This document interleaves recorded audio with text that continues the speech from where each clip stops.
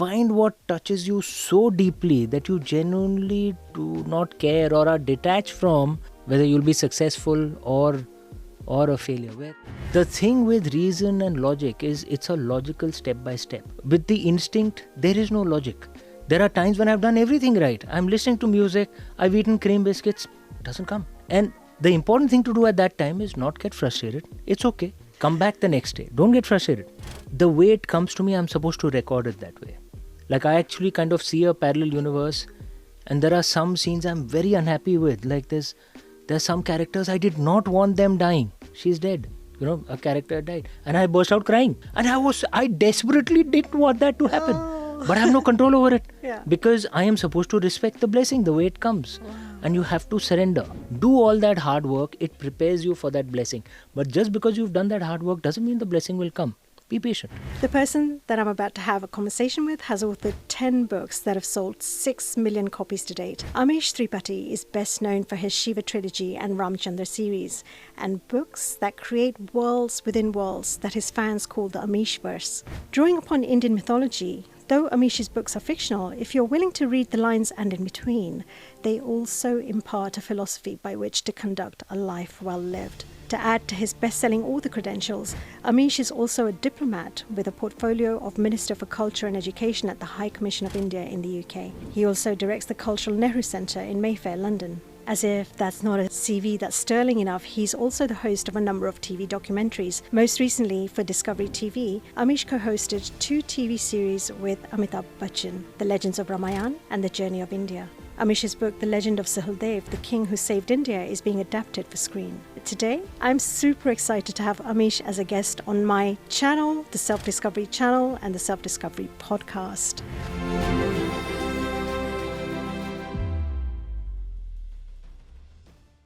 Amish, welcome to the Self-Discovery channel. So delighted to have you here. As I was just saying before we started, that your books have resonated so much with my own learning and development. And it's, as I was saying, it could almost be like we were taught by the same guru or something, I don't know.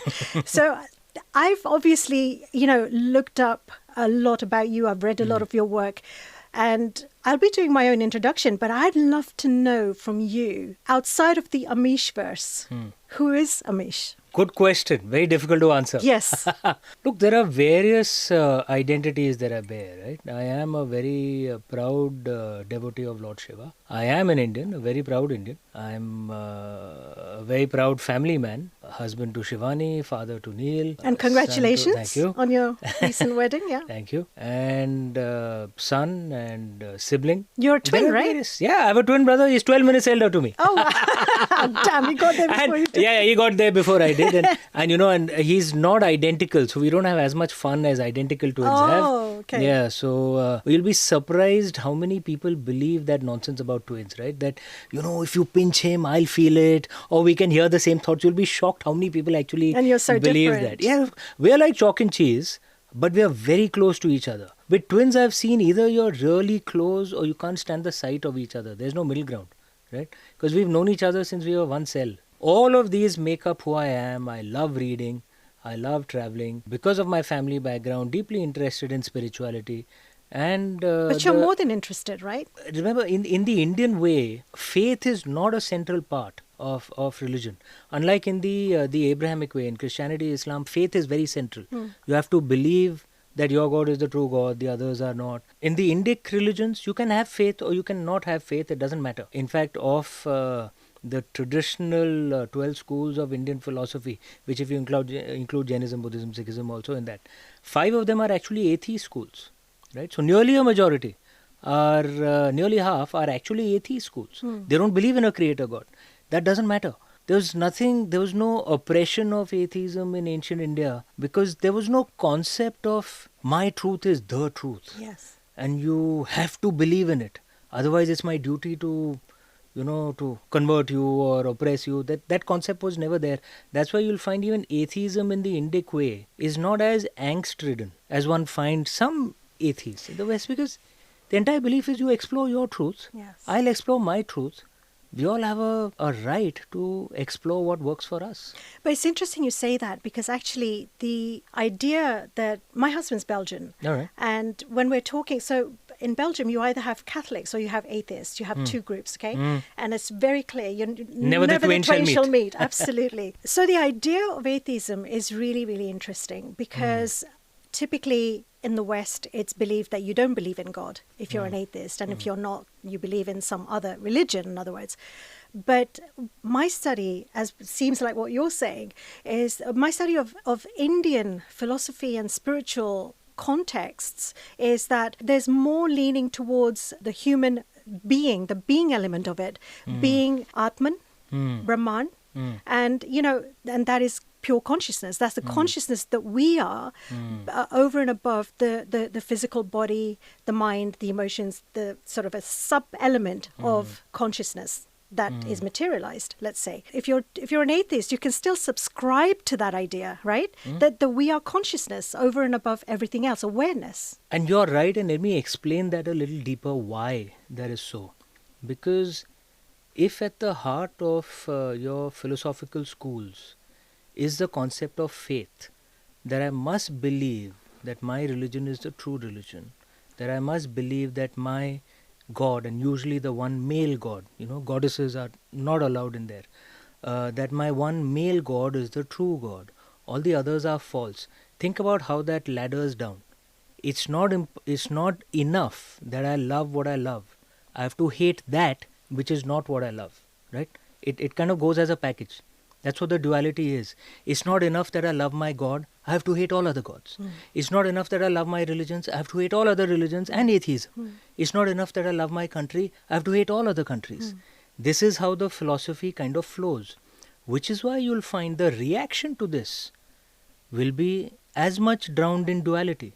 So which is why you'll find atheists in the West, and including atheists that one respects, where you can find scholarly analysis, but at the heart there's hatred towards religion. Yeah. So even brilliant scholars like Richard Dawkins, Yes. or Sam Harris, brilliant scholars, I Yeah. love reading their books. Yeah. But there is this hatred towards religion, which I find disturbing, because in the Indian way, if you're drowned in hatred, you cannot experience wisdom, right? Yeah. You don't have to hate in order to prove your love to something. Now, how do you remove this? By removing duality, right? That you can have multiple truths. There's this lovely Rigvedic line, Ekam Sat Vipra Bahuda Vadanti. Truth is one, but the wise speak it as many. So which means I have the right to explore my truth. And as long as I'm not interfering in your truth, that's okay, right? You can explore a radically different truth, your choice. That could be atheism, that could be goddess worship, that could be nature worship, whatever path you want to choose.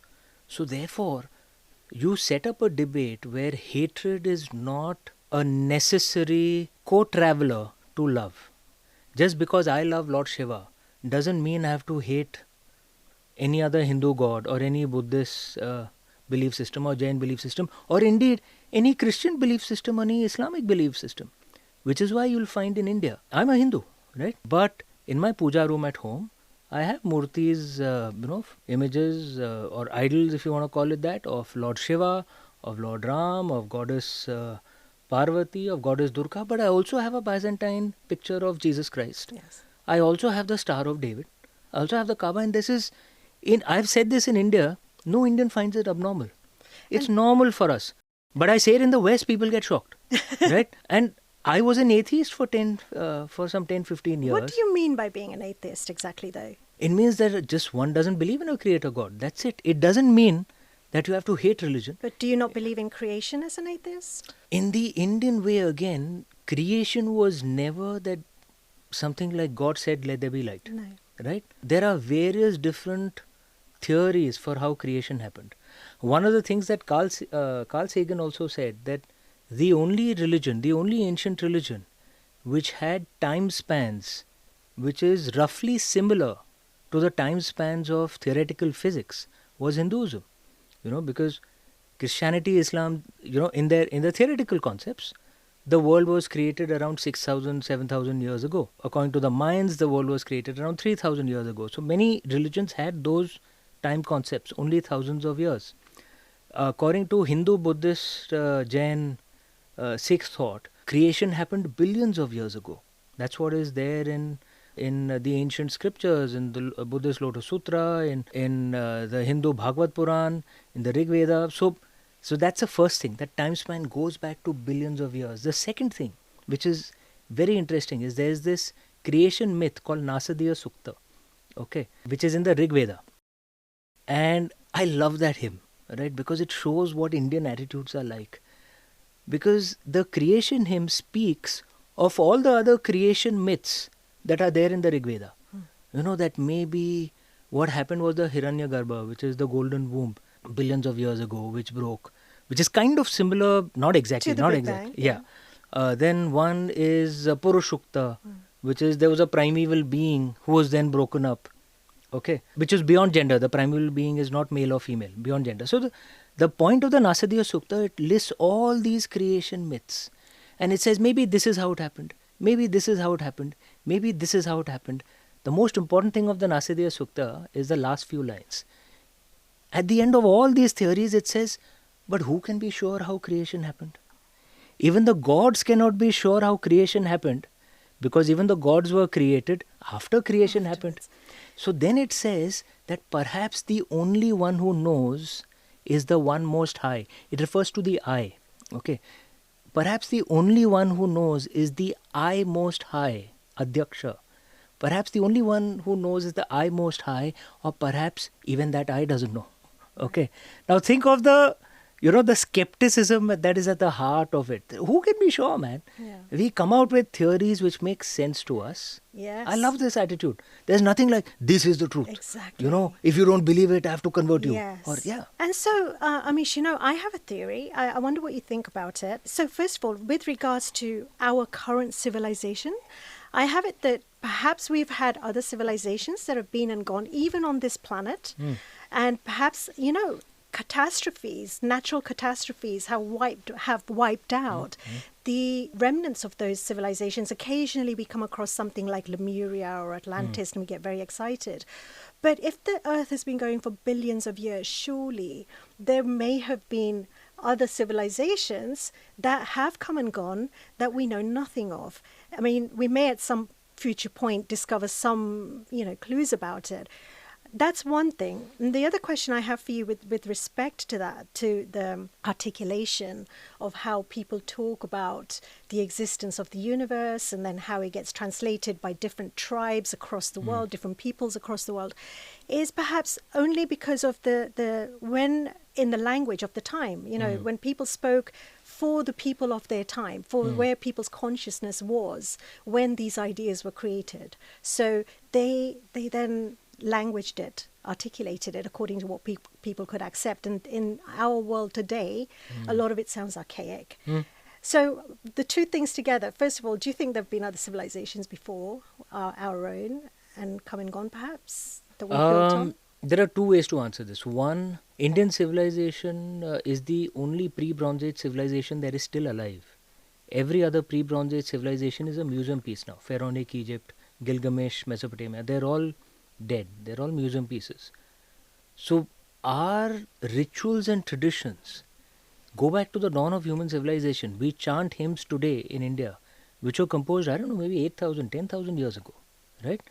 So India is a land where people can go to experience how the pre-Bronze Age people lived, but with various levels added on and interpretations added in. So that's the first point.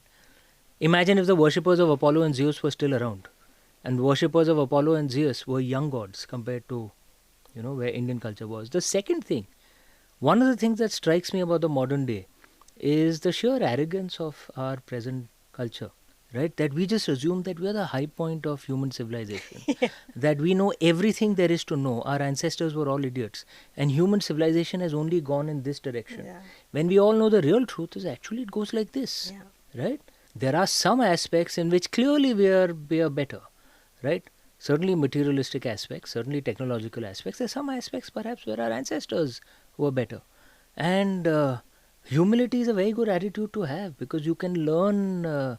There's an attitude in India, one of the ancient ways is that you can learn something from every person you meet, every civilization you study. You must have that humble attitude. And it's in your own selfish interest to have that humble attitude, because you will learn knowledge. And the last thing is, look, technology has improved dramatically in the last few years. Till now, our understanding of the ancient past was based on written texts, many of which were burnt, and particularly in the really Invasion horrific violence of the periods, first yeah. millennium and the second millennium. There was horrific violence, particularly upon most pagan cultures. So there was kind of like a reset. A lot of things were wiped out. So we either depended on written texts or archaeology.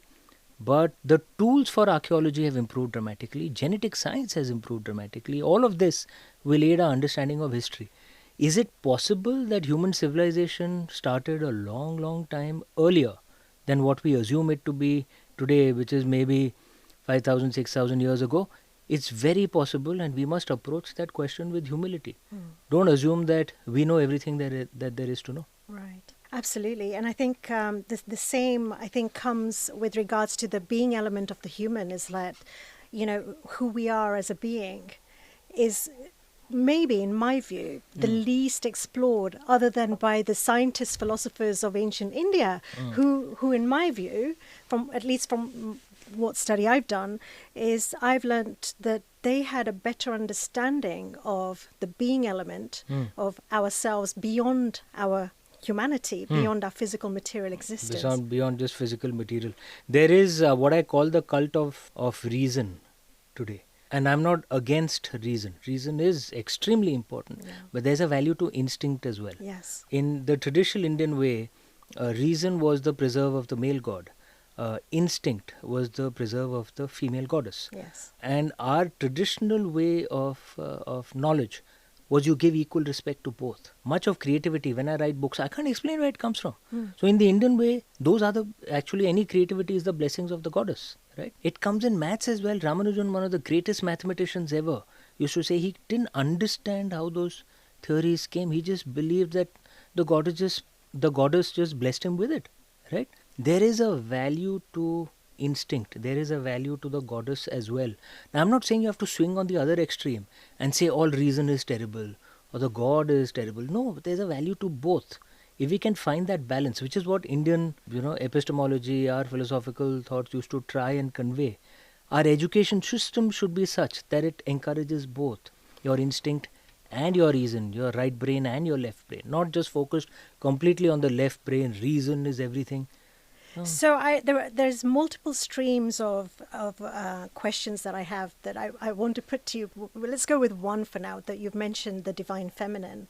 I really would like you to talk a little bit more about that in terms of its, manifestations in the practical world. So you mentioned instinct as being one. Talk a little bit more about that. Talk a little bit more about your understanding of intuition, where it comes from, but also the access to information, which is beyond the rational mind, beyond what you have learned from books, etc., what we know to be so, because your books clearly access a parallel universe.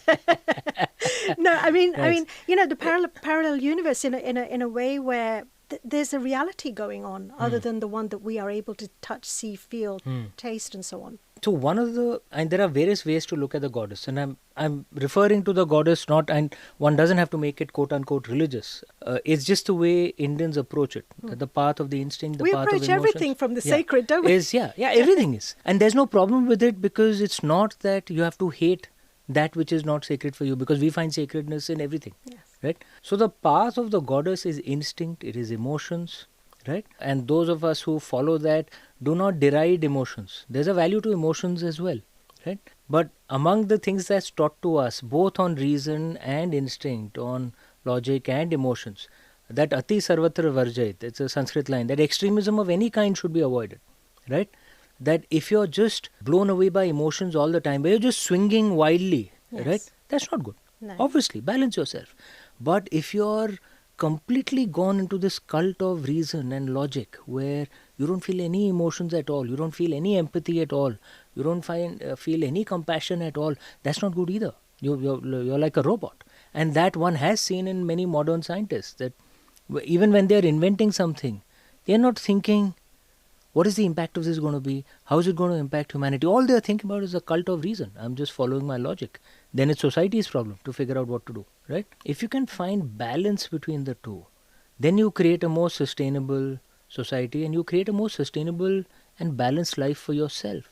So of course you should love and explore mathematics and physics, but find the time to paint as well. Find the time to write as well. Find the time to enjoy music as well. Yeah. You'll notice in the Indian way, most of our ancient rishis or rishikas, we had ancient women prophets also, by the way, in ancient India, but that they would be scientists and they would be musicians or writers or poets, right? So, and they would combine the two, and that's what would create truly magical stuff. Like, let me give you an example. There's a ancient mathematical text called Lilavati. Okay, it was written around 1200 years ago. It was used in all traditional Indian schools till the British came and destroyed our education system. It was taught in all traditional Indian schools across India to teach mathematics. Now, this was written by a rishi called Bhaskaracharya. It's a mathematics text. Okay, his daughter didn't like mathematics. Her name was Lilavati. That's why he named the text Lilavati. And he wrote this entire text to show her the beauty of mathematics. And he wrote it in the form of Sanskrit poetry. So there's a beautiful poem that you love and enjoy. By the end of it, without realizing it, you've learnt a theorem. Now, only someone who's both left brain and right brain, loves both the god and the goddess, could create something so enchanting, right? And isn't the essence of all creativity some sort of a bhav? When I was growing up, I remember my grandmother and my grandfather talking a lot about bhavna. You know, the kind of bhavna you carry, the bhav you carry in yourselves, the feeling, the deep inner feelings that we carry, emotions. And, you know, to keep that in check, because what we, you know, that's where everything originates from. And so to keep that pure. And I remember that so very much, because I feel as though it's a very central aspect of our culture, and not just our culture, but the culture of anybody that wants to innovate, create something, any kind of art or science. You know, that bhav has to be in there. If I may add a wonderful addition to that, I'd been given the same thought by my mother, but she'd said, whether it's emotions or logic, you must swim in it. Don't drown in it. Right. Okay. Beautiful. So find the balance in both, so that you can actually enjoy it, but don't drown in it, because then it's controlling you. You're not controlling it. And that's where the amalgamation or the alignment, perhaps integration of the feminine and the masculine comes. True. We talked about where did your books come from. I'd like to know a little bit more about how did they come up for you? Like, when did you first get the sense of wanting to write the books that you have written, the Shiva Trilogy, for example? How did it start? What was the genesis? I was a banker in those days. I wrote my first 2 books along with my job. I resigned only after my second book, when my royalty check became more than my salary. Indian conservative middle class values. And Indian middle class is not as rich as Western middle class. In those days, an idea occurred to me, on a philosophy actually. So that's how the Shiva Trilogy began, as a pure philosophical thesis, an answer to this question, that what is evil. Then it grew into a book, into a fictional story. The idea being, convey the philosophy of the answer to that question, what is evil, but through an engaging story, right? So a bit like Lilavati, that enjoy the story, have fun with it, flow with it, and through that you learn some philosophy. Don't preach but entertain through exactly. it, rather. Yes, Exactly. Yes, I completely resonate with that. It was when I started writing Karma and Diamonds, it was like I wanted to write a how-to book called Kick-Ass for the Soul. Yeah. And That's a good title. I actually had a publisher to publish it, but then somebody else from Hachette, I think it was, who took an interest and said to me, yeah, but you need to think about this and what about that. And then we ended up, and I had never written anything like what I ended up writing. Like yourself, you said you'd never written fiction before. Yeah, Immortals of Melua, first piece of fiction I ever wrote. Exactly. But sorry, go ahead. No, so I was just saying that, it's interesting. The idea was I don't want to preach, but I would rather rather entertain, I'd rather engage people into their own life's journey. And then they learn something. And from your books, that's what I see, that there are so many. Look, I have a few quotes that I've made a note of. Just a few quotes, okay? And these are just a few, and I could have gone on for like an entire book. And the reason for that is that they read to me as a philosophy for how to live a good, rich life, a well-lived life. So was that your intention when you wrote the Shiva Trilogy, is to kind of share that philosophy, but through dishum, and it's like unending wars and fights and battles and so on. And love stories and everything. It's not just all violence in there. Yeah, of course.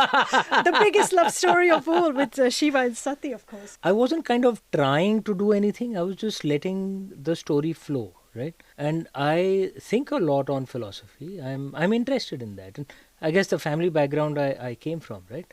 So it just naturally comes into the stories that I write. But for me, the key driving factor of my stories are philosophies that I want to convey. The story is essentially a wrapper, to convey those philosophies. So they are very important to me. And if they're important, then it will come in naturally, right? Into the stories that one writes. And at least my outlook, it may be a little old world, but if you have been given the blessing of storytelling, and I genuinely believe it's a blessing, right? I still can't explain where these stories come from. They just come. So it's not just in vino veritas, huh? It is a blessing. And when it'll stop, I don't know, right? And every storyteller, if they put their hand on their heart, they cannot explain where it comes from. It's a blessing. And if you've been given that blessing, you get the greatest privilege, because readers or viewers, or, if you're writing movie scripts or series scripts, they give you the most precious thing that anyone can give, which is time and attention. It's not money. It's time and attention. And if you've been given that privilege, then use it well. Use it for something positive. So I'm not one of those who thinks, who cares, just write any story, even if it's causing chaos and, even if it causes divisions within society. I don't think that's good, right?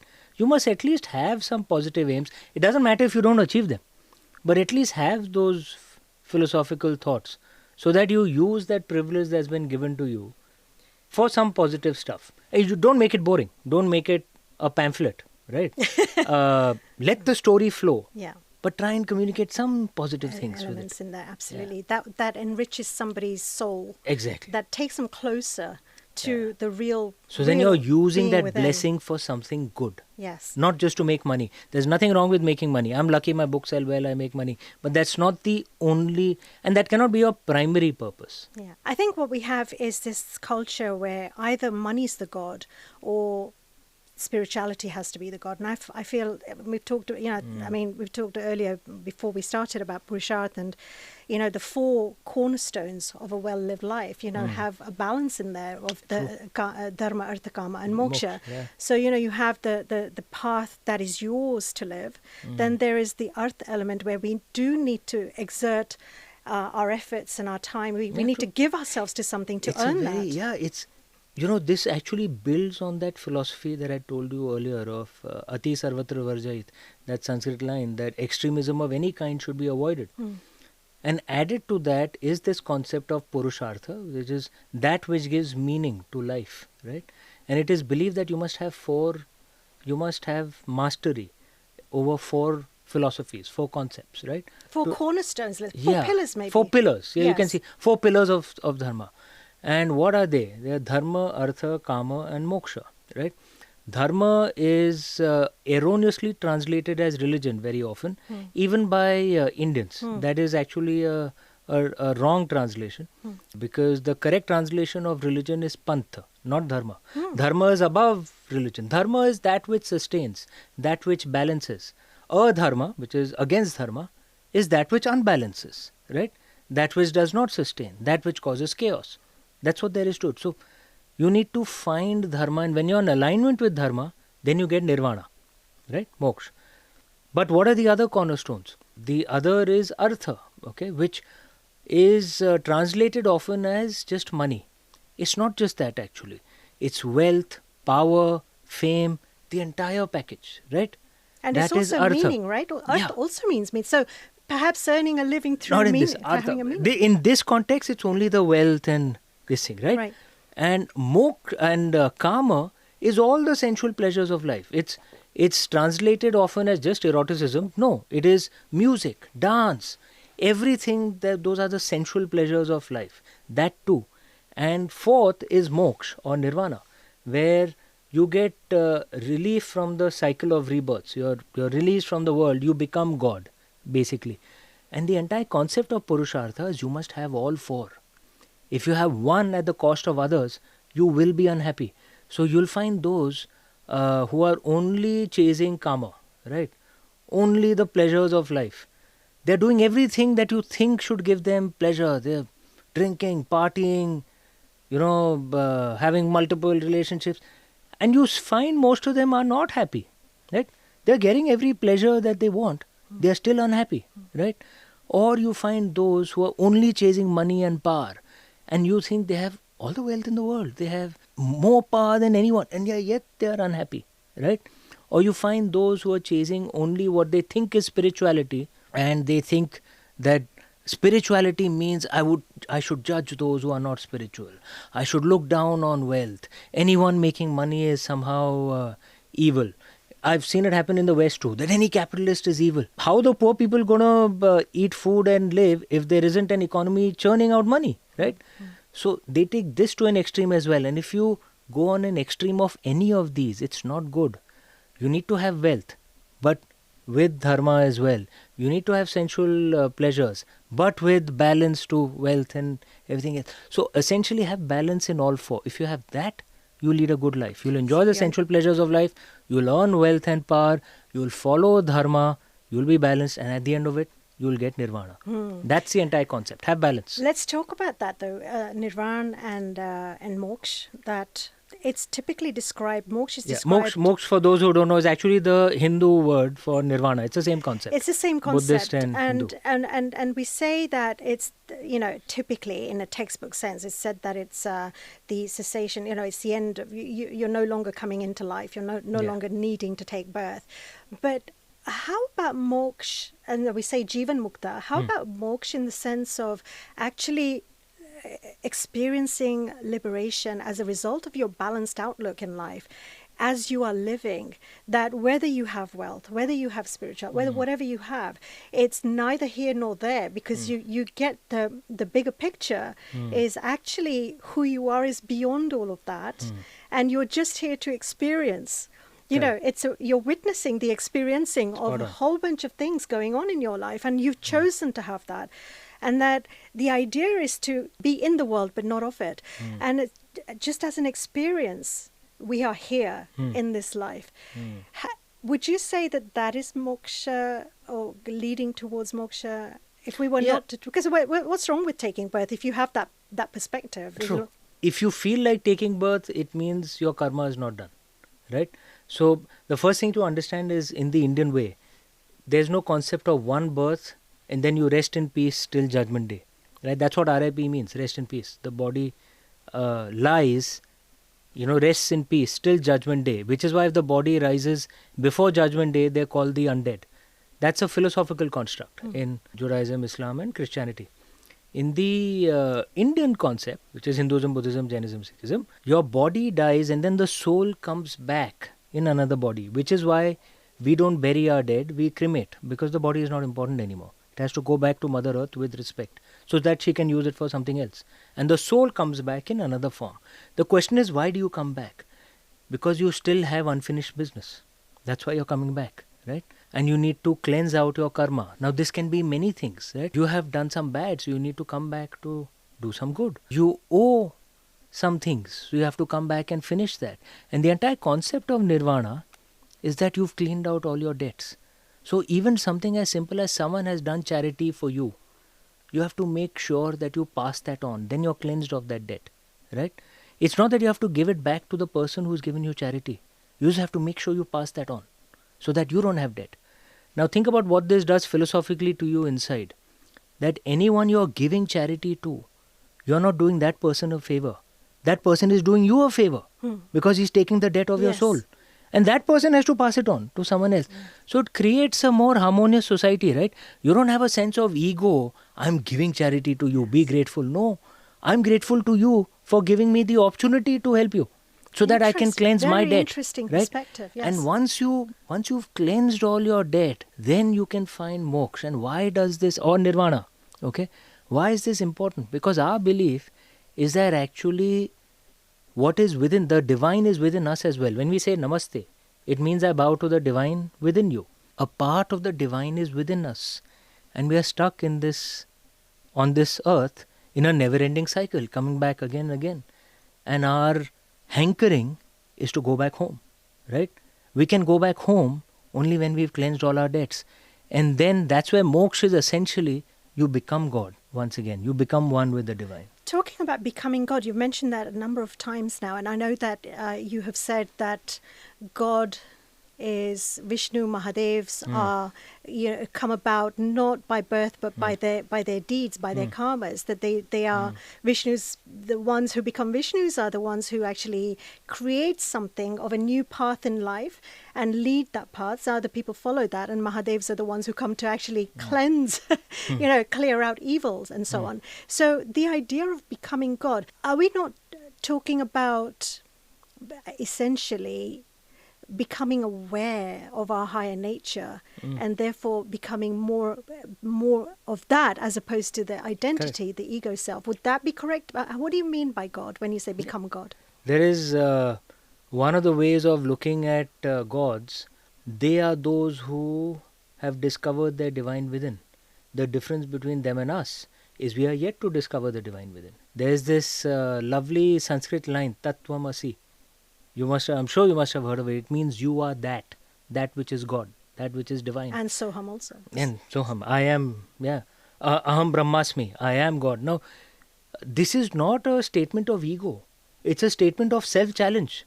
I have to discover that divine within, right? And no one else can do it for me. I have to do it for myself. Yes. And I have to help others do it for themselves. And my spiritual journey is actually to discover that divine within. And it should never be a statement of ego or hatred, because one of the concepts in realizing that in Namaste is that I have divine within, but so do you, right? And so does everyone else, regardless of the religion they follow. So does every living being. So does the the plants, trees, rivers. Everything has divine within, and everyone is on a spiritual journey to discover their divine within. Now this leads to a more harmonious society, right? This is the theory. What is the truth? We'll find out only when we die, right? So, I mean, they're talking about just the very everyday things. For example, I was always brought up, if you drop food, never kick food, never be disrespectful to food. But that's not, in movies and in Western culture, we often see people chucking food at each other and, kicking Or it. you never touch a book with your feet. Never touch, because that has gyan in it, it's got knowledge in it. In Indian bookstores, the books would never be on the ground. Yes. There would always be a wooden block or something, because by mistake you will touch your feet. Because you have to show respect to knowledge. And you have to show respect to food. Yeah. If you drop food, then you pick it up, and it's a little bit of forgiveness. Sorry, I didn't mean to. Just that bhav, that feeling within of acknowledging that there is something divine and sacred in everything. In everything, yeah. Absolutely. And I feel sometimes that in India, in the Indian culture, we go a little bit too much towards everything being sacred, and in the Western culture, we go so much towards nothing is sacred. Everything is profane. So I'm a Lord Shiva worshipper, and there are some Shivaites, some Shiva worshippers, who believe that actually Lord Shiva is in everything. So which means that even eating meat or drinking alcohol, what's the problem? Yes, yes. If he's created it, can't be evil, right? Or you'll notice many Lord Shiva devotees will actually even stay in cremation grounds, right? Because the Aghoris, right? Yeah. There is nothing evil in it. It's a natural part of life. People are born, people will die, But there are some who are very strict about following rules. The thing that I find beautiful is that there'll be those who will see divine in everything, those who will follow rules. And they may have two completely different approaches, but they'll not judge each other, they'll not kill each other. And that to me creates a truly liberal society, right? If your liberalism is such that everyone has to follow my liberalism, otherwise I need to invade that country, and teach them liberalism, then is it really liberalism, right? Of course, your point of view should end where my nose begins, and you can't force your way on me. But equally, I can't force my way on you either. But also, I think there's something about paying homage to the other cultures. So if I am practicing something which belongs to another culture, and there are certain things which go with that, pay respect to it, be and honor that, because that lineage came with. But that is my approach. Someone else may have a different approach. As long as they don't force that on me. There's this lovely, there's this very interesting story from Greek mythology. A guy called Procrustes. Okay, it's a Greek myth. He was an innkeeper. And apparently one of the best innkeepers around. And his guests used to be very happy. And he decided that I need to give my guests the best sleep. So he created this wonderful bed. And he said they must sleep on it. His problem was at times the guests would be too tall for that bed or too short for that bed. And he used to get angry. Hurry, they need to enjoy this bed. So if the guest was too tall, he used to tie them up top of their feet so that they'd fit on the bed. If they were too short, he would put them on a rack and stretch them so that they'd fit perfectly on the bed. And his entire thing was, I'm doing it for your good. I want you to experience a good sleep. And he was shocked that his guests didn't like it. They're like, what the hell is wrong with you? Now, this is the same thing I find liberals at times. I am Procrustes. I want to help you. But the other guy says, I'm happy with my life. What's your problem? You sleep in your own bed. No. Now, this is the balance to strike. That I can find something which works for me and I have every right to follow it. Unlike Procrustes, I don't need to force everyone else to sleep on my bed and chop off their feet or stretch them up. That is not liberalism, that's stupidity. That's extremism actually. If we had more people in the world, I won't mention any countries or any particular peoples, but if we had more of that attitude in the world, I think wars would cease to exist. Yeah, wars would cease to exist. Perhaps wars will still be there, but they would hopefully come down. Yeah. Because among the worst crimes in the history of humanity have been done by those who have utter moral clarity. Yeah. Of their perspective. Yeah. That I am killing you to save you. They come with that approach. Yes. It's completely bizarre. And to those who are being killed, they simply don't understand it. Yeah. I am worshipping a goddess, so you have to kill me. What sense does it make? Yeah. Let's talk about, there's a particular event that happens in Mortals of Melua where Sati, Shiva has just arrived on the scene and he's kind of fascinated by Sati princess and, he hears sounds of dance or music and so on, and then it turns out that Guruji is teaching her to dance and she's dancing like technically correctly and she's got everything correct except that it's not, she knows that it's not flowing, there's no flow in there. So and then that turns out to be when Shiva shows how to get in the flow by actually, he has his little ritual, he does his Natrajasana, and then he finds himself getting into the just rhythm. Let it flow. Just let it flow. So it's the bhava, the emotion, and actually getting the context of what the dance is about and just allowing the dance to express itself through him, through his movements, right? Exactly. And in this, you can even compare this to sportsmen, say a batsman, right? In cricket, if a batsman is facing a fast bowler, he has like a millisecond to respond. There is no time to think, okay? Within like a microsecond, he has to be able to judge the grip of the bowler, judge the pace, judge where it'll on the pitch, and then judge what the ball will do because of what the status of that area of the pitch is, if there's a crack or not, whether it'll fall on the seam or not, and then select a shot and execute it. Yes. All this within a micro, you can't think it. No. Right? You just act through instinct. In the flow. But you have to keep practicing so that your instinct improves. But when you actually have to perform, trust the instinct. That's hence the concept of finding the balance between the masculine and the feminine, finding the balance between reason and instinct. That keep practicing so that your instinct improves. Then when you actually have to do it, leave it to instinct. Between skill and flow, between skill and trusting yourself. So I've just done a couple of videos on flow. One, exactly how to get into it. And the other is a lot more around, understanding what exactly this state of flow, or what they call being in the zone, that the athletes call it. So, we all experience it in our respective fields, in any place where you're really skilled at something, because so talk about how because you mentioned blessing, being blessed earlier, that, you know, the work that you do, the writing that you do comes as a blessing, which I accept. But I also have a question around, to deepen that concept. Don't your blessings become richer and more sort of abundant the more you practice your art and Spot your on. skill? That is the entire point. You have to keep practicing, right? But when you actually have to execute, then leave it to instinct. So it's kind of like a mix of both. There's a lovely form of Lord Shiva that we Hindus worship, which is a merger of Lord Shiva and his wife, Goddess Parvati. She is on his left, he is on the right. And it's kind of half-half. It's called Ardhanareshwar, half man, half woman. And it's supposed to represent the best of both worlds, right? That you get the best of reason, of logic, you get the best of instinct and emotion, and find them in balance. They can only be in balance when they respect each other, right?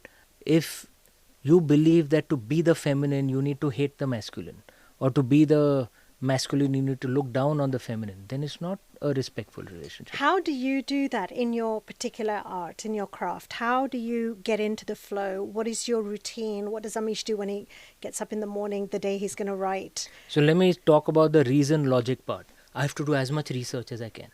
Right? I read 5-6 books a month. I travel a great deal. I engage with different people, because every person that I meet teaches me something, right?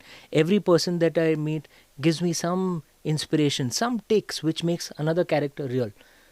All that is, the left brain activity, the research. Then when I'm writing, I need to trust instinct and the goddess, right? So how it works out here, that there are some rituals which just kind of open that gate, which brings the blessing in, right? For me. And everyone will find their own ritual, right? For me, what are those rituals? I listen to music. I always listen to music while writing. And the words don't matter. I zone out the words. The mood of the music has to be in the same mood of the scene that I'm writing. Second, I eat tons of cream biscuits, okay? Cream biscuits. And particularly the kind of cream biscuits that I used to get when I was a kid. Now, I don't know what the connection is. It just works for me. Many of my readers know this. So at literature festivals in India, I get various readers who come with cream biscuits. Take this, write quicker. So these two kind of work as keys for me, right? But the thing that you have to realize with the goddess as compared to the god, with reason, logic. Maybe you're feeding the goddess. Yeah, maybe. God knows. But the thing with reason and logic is it's a logical step by step. I learn more. I read this book. Therefore, I read a subsequent book, which is a build-up on this book. So it's logical. With the goddess, with the instinct, there is no logic. There are times when I've done everything right. I'm listening to music. I've eaten cream biscuits. Doesn't come. Right? And the important thing to do at that time is not get frustrated. It's okay. It's not coming today. Maybe she's busy with someone else. Maybe Lord Shiva is busy blessing someone else. Okay. Come back the next day. Don't get frustrated. Right? And come back, and then it'll just flow. Right? It will come when it's meant to come. But it cannot come if I'm distracted doing other things. Right? If I'm supposed to write my book, but I am not writing my book, I'm actually wasting time on Instagram, just, scrolling or, watching a movie, then how's the blessing going to come? So I need to be in front of the laptop and wait. Right? So I need to be at least attempting it. So that's the way it works. Instinct, you need to make sure everything is ready, and then it just comes. Right? And sometimes it doesn't come. That's okay. And how many hours can you focus when you're writing? How many hours there are times I can write for 7-8 hours at a stretch. And there are some times just for 10 minutes something flows and then just stops. I mean, there's no logic to it. That's the entire point. It is instinct and emotions. Yes. There is no logic to it. So you have to surrender to that flow. And among the things I've learned with my books is that the way it comes to me, I'm supposed to record it that way. Like I actually kind of see a parallel universe, and there are some scenes I'm very unhappy with. Like there's some characters I did not want them dying. And I was and in Nagas, it's just constant battles. And I was like, and in Oath of the Vajiputras, there's this one scene I was so disturbed after that. I couldn't do anything for 2 days. Right? And I remember at that time, I'd just come back to the bedroom and I just, told my wife at that time, and I just said, she's dead. A character died. And I burst out crying. Okay, and I was sleeping. And I desperately didn't want that to happen. but I have no control over it. Yeah. Because I am supposed to respect the blessing the way it comes. Wow. And you have to surrender. Amazing. So that's the way, you kind of, on the logic, reason side, do all that hard work. It prepares you for that blessing. But just because you've done that hard work doesn't mean the blessing will come. Be patient. How do you recognize the blessing? So let's talk about somebody who is, not as tuned in as you are. What are the signs that people should look out for? What should we look out for when something wants to flow through you? I think anything for which you do not have a logical reason, okay, that's a blessing. It doesn't necessarily have to be a book or a music piece. It could be an idea for a business, right? Like an idea just strikes you.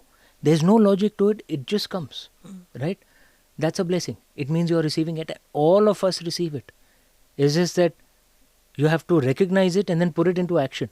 An idea is not what the paper is printed on till you put it into action, right?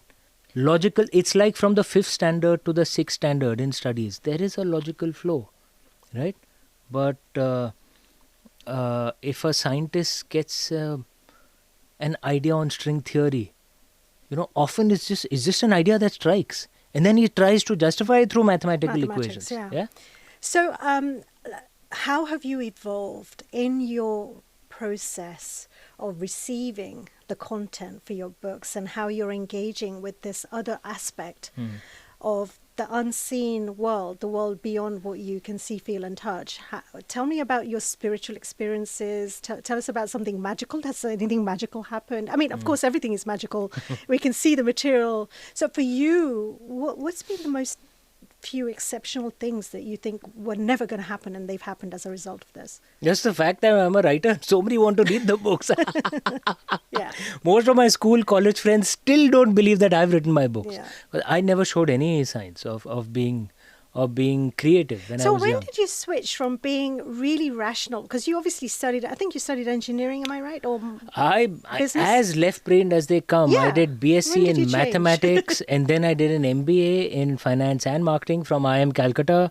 And then I was a banker for 14 years, as left-brained as they come. I was very active in sports as well, boxing, gymnastics, cross-country. I did it even at the state level, competed even at the state level. I was the lead singer of our band in IIM Calcutta, but I never wrote music. So then it's not really a creative skill. It's just, it's a skill. It's something that you can learn. It's not a creative inspiration. Immortals of Melua is the first piece of fiction I ever wrote in my life. No short story before, nothing. Right? And even now, when I'm, I've released 10 books over 12 years, working on my 11th book, fiction book, I still can't explain where it comes from. Right? Which is why I like writing so much, because You're addicted, right? I'm addicted. It's addictive. 10 books in 12 years and my books are relatively long. I mean, they're 400-500 pages. But I just enjoy the process so much. It's like there's this parallel universe which I enter. So do you I can think actually you're see it. It's a connection. I know it sounds strange. I actually believe that. Yeah. Right? I know. I mean, for me, it's a knowing. It's not even a belief. Yeah. Because that's, if I didn't have that in my life, that connection, and on a daily basis where I say, listen, I need a parking space. I need a parking space now in the middle of central London or outside. And it happens. And it's crazy the kinds of things that I ask for and that happen just like that. And it's truly, I do believe that connection is an alignment to this essence of who you are, that Atman. That is a blessing too. My blessing is slightly different. It's not connected to this world. My blessing is more that I open the laptop and there's this parallel universe like Meluha, like Ramchandra series that opens up, and I swear, I kid you not, I can actually see it. I see those characters. I feel their emotions. I hear their thoughts, and then I record what I see. Is it transferable though into other areas of your life? No, only this. Really? I can actually just see it, and I can't come up with music. I can't, but I might hear some stuff from there. How it comes, I have no idea. Okay, maybe not music, maybe not another skill, another art, not another craft. But in your daily life, listening to that inner voice, How does that occur for you? Do you have a sense of that inner voice where something's, I mean, you must do, because you're listening to something that takes you into in that parallel universe. No. But on a practical basis, if you're saying I have a good instinct on, say, on business, on other things, yes, my instinct tends to work, right? But is that more skill-based because you've learned things? I like to think it is skill-based because maybe I have practiced it enough that my instincts are good, that this is a good publisher to work with, or this is a good guy to work with, this is what I should do on the contract. Because anything what you do in business is often a bet, right? You can't be sure, right? But where that is different from this parallel universe that I see is that in some ways that universe appears more real to me than the world that we live in now. And the privilege is I'm the only one who gets to see it, right? And then I record what I see. And since I can't explain it, I'm telling you... It's a little bit like Sanjay in the Mahabharata, when he sees able to see it. And a fear, I know it might sound strange, but a fear I always have is because I can't explain how it comes. You'll lose it. I don't know when it'll stop, right? So my thing is, damn it, I must write as much as I can before it stops. Because I don't know how it began. I don't know when it'll stop. Yeah. So till it comes, I just have to keep writing. Amazing. Right? Which is why I love writing so much. It's not a bad fear to have because it's so productive, right? There's somebody like me will I'm connected, or I can do this anytime, it's a really fascinating skill to have. But I want to challenge you on taking that connection, just as a challenge, right? Sure. Let me know how it goes in time. Yeah. Maybe in a month from now. Take that connection and see what would happen if you started to just listen a little bit more in other areas of your life, everyday life, not instinct.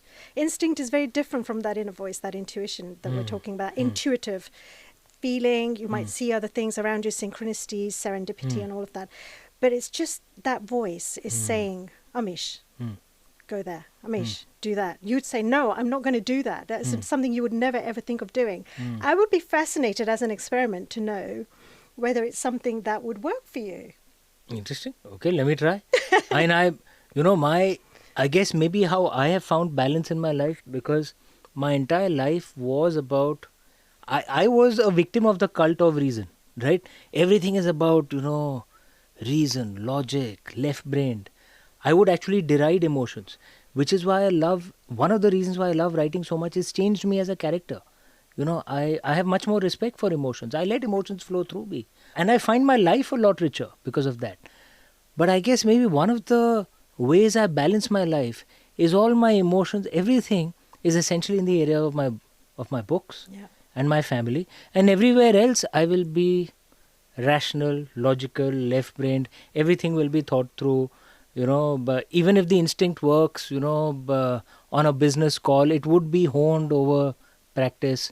So maybe that's how I find balance. Yeah. It'll be an interesting experiment to see if I use instinct and intuition on a side where I don't normally use it. The reason I say it is because, my whole thrust of everything that I do is really about connecting people to that inner voice, to Atman, to experiencing it in whatever way it comes through in their lives. And I find that when you really truly allow it, you become receptive to that little voice. Life alters beyond recognition. It absolutely alters beyond recognition. I would never ever have done some of the things that I've done in I've including healing a very debilitating disease. Healing, I say, okay, because it's not, we don't know if it's healed, but it was certainly very debilitating for me, which is endometriosis. Endometriosis is not known. People don't know where it comes from. The joint pains and all. Yeah, it's what it does. It's internal bleeding. So instead of the blood coming out, it also all the organs get coagulated with the blood and everything. Okay. And eventually, over time, because doctors have not even today understood it very well. So I had it since I was 17, but it was only really when in my 30s I started to have pains that were so bad. I would literally be in a meeting like this with a client and I would throw up. I would literally faint. The pains got so bad. So then I eventually, and nobody wanted to treat me. because they didn't know how to. Didn't know They- what to do. Yeah, and so eventually I found one doctor in Harley Street who was just the only one on the planet who had the expertise to work at that refined level. And so I had 3 major operations, like 4 hour long each, and another one for exploring. And so how I healed from that and how I found those guys were purely by, in a By sense, instinct. doing what you're doing, which is you're connecting into that voice or however you want to explain it. And I literally just asked the question, like, well, who do I need to go to? Where do I need to go? You've got to, and then listening so intently.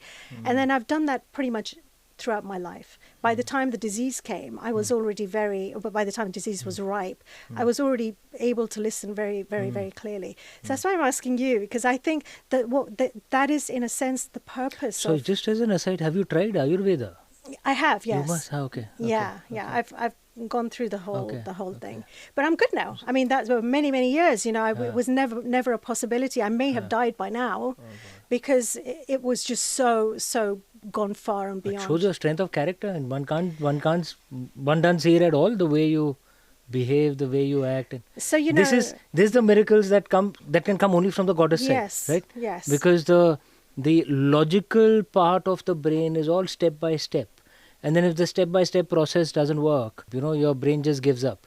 Whereas on this side, on the instinct side, you can just make massive leaps of miracles. Miracles come from there. Yes, that's what I'm saying, you know. So it's that connection, and that's why I bothered writing the books, even though I couldn't write.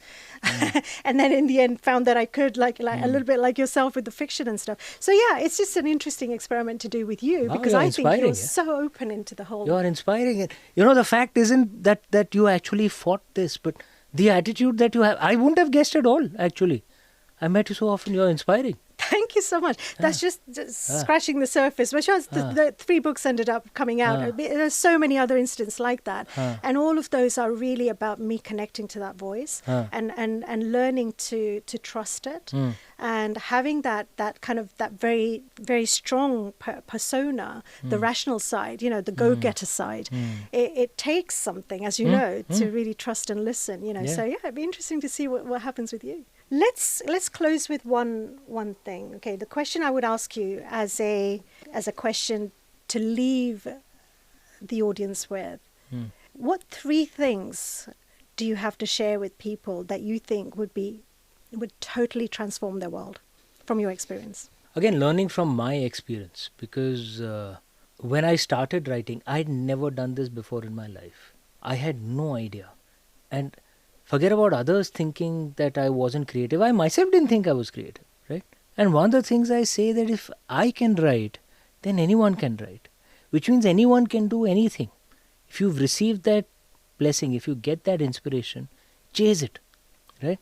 Because when you're 75, you don't regret the things that you tried and failed at. You regret the things that you didn't even try. Now that doesn't mean that you try everything under the sun, because we get inspiration for various ideas. Find what touches you so deeply that you genuinely do not care or are detached from whether you'll be successful or a failure, where you enjoy that so much. And that's the way writing is for me. I enjoy it so much.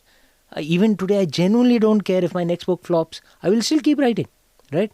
So if you can find that thing, then chase it. But the second thing that comes as an addition to that is the power of a good family, right?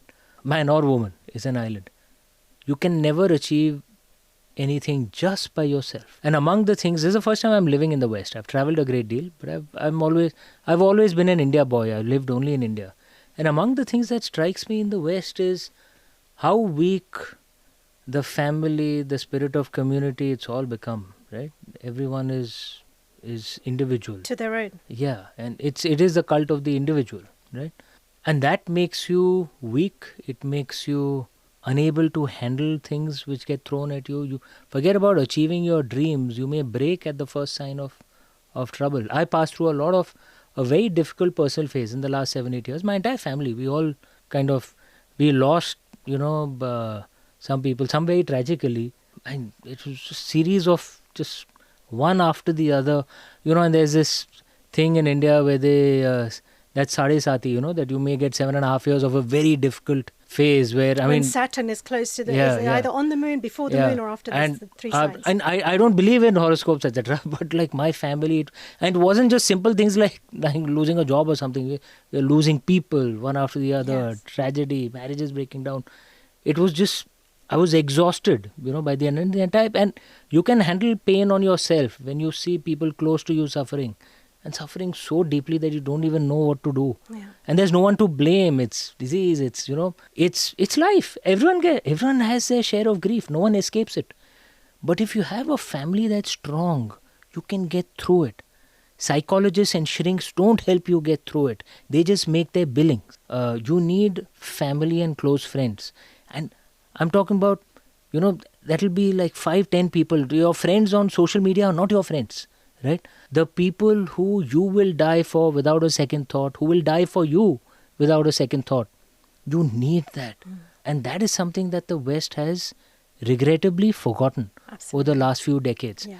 It doesn't just help you soar, it ensures you don't sink as well. Right? I just want to, I just want to suggest these 2 things, that if you get a blessing, chase it. And particularly if it's so deep and so meaningful for you, that you genuinely don't care whether it's successful or not. And realize the importance of family and close friends. And it's never more than 5-10 people. You can count on the fingers of your hands, right? Those are the people who will die for you, who you will die for. You need them to help you soar and to stop you from sinking. Make sure you maintain that, because family needs nurturing. It doesn't survive just like that. Relationships need nurturing generally. Yeah, it's not a one-way street, right? These 2 things. If you can do that, whatever happens in life, you'll lead a successful life. Beautiful. Yeah. Amish, I think we're going to have a few more conversations. We'll have to come back in a few months from now. Thank you so much. Really appreciate it. And it's been an absolute delight and pleasure. Thank you so much. Thank you. Yeah.